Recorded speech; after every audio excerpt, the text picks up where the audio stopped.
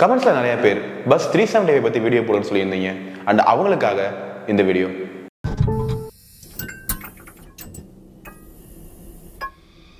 பெய்ஜிங்கோட மர்மமான night bus பத்தின Chinese urban legend தான் பஸ் 375. இதை the bus to Fragrant Hills, the midnight பஸ்ன்னு சொல்லுவாங்க.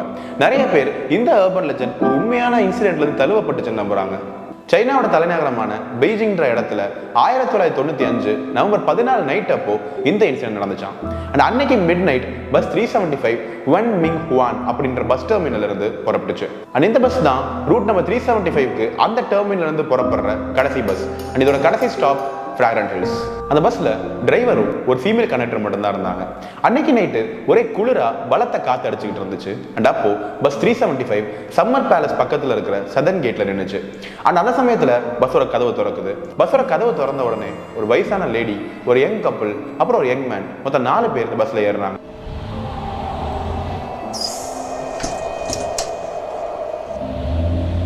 அந்த யங் கப்பிள் டிரைவரோட சீட்டுக்கு பின்னாடி இருக்க சீட்ல உட்காந்துக்கிறாங்க.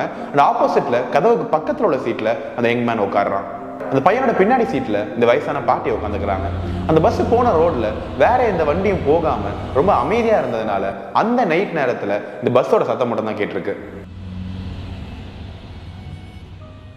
கொஞ்ச நேரத்துக்கு அப்புறம் ரோட்டோட சைட்ல 2 நிழல் கை காட்டி பஸ்ஸை நிப்பாட்ட சொல்றத டிரைவர் பாக்குறாரு.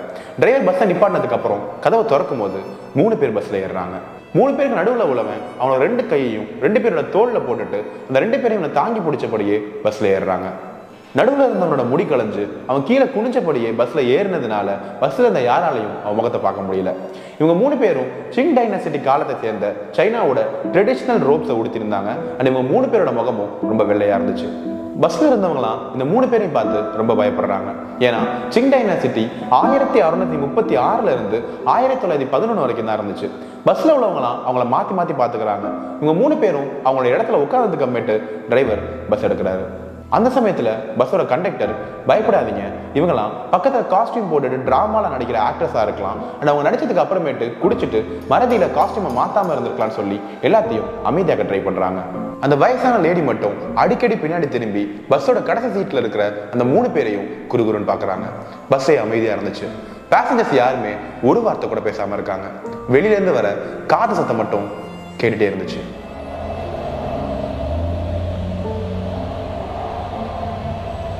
ஒரு 3-4 ஸ்டாப்புக்கு அப்புறம் அந்த கப்பிள் பஸ்ஸை விட்டு இறங்கிடுறாங்க. பஸ்ஸோட டிரைவரும் கண்டக்டரும் பேசி சிரிச்சுக்கிட்டு இருக்கும் போது அந்த வயசான லேடி திடீர்னு எந்திரிச்சு அவங்களுக்கு முன்னாடி உட்காந்துருக்க அந்த பையனை அடிக்கிறாங்க. அவன் அவங்களோட பர்ஸை திருடிட்டான்னு சொல்லி கத்தி ஒரு பெரிய சீனை கிரியேட் பண்றாங்க. அந்த பையன் ஏஞ்சு இந்த வயசான லேடிட்ட ஆர்கியூ பண்றான். ஆனா அவங்க இந்த பையனோட காலரை பிடிச்சு டிரைவர் கிட்ட, நான் இவனை போலீஸ் ஸ்டேஷன் கூட்டிட்டு போறேன், அடுத்த ஸ்டாப்ல இங்க 2 பேர்த்தையும் கீழே இறக்கி விட்டுருங்கன்னு சொல்றாங்க. இந்த பையனுக்கு என்ன பேசுறதே தெரியல. அடுத்த ஸ்டாப்ல பஸ் நின்ன உடனே இந்த வயசான லேடி அந்த பையனை இழுத்துக்கிட்டே பஸ்ஸை விட்டு இறங்கிடுறாங்க. இவங்க இறங்கினதுக்கு அப்புறமேட்டு பஸ் ரொம்ப தூரம் போனதுக்கு அப்புறம் இவங்க பெருமூச்சு விடுறாங்க. அந்த பையன் பயந்துகிட்டே போலீஸ் ஸ்டேஷன் எங்க இருக்கு அப்படின்னு கேட்கறான்.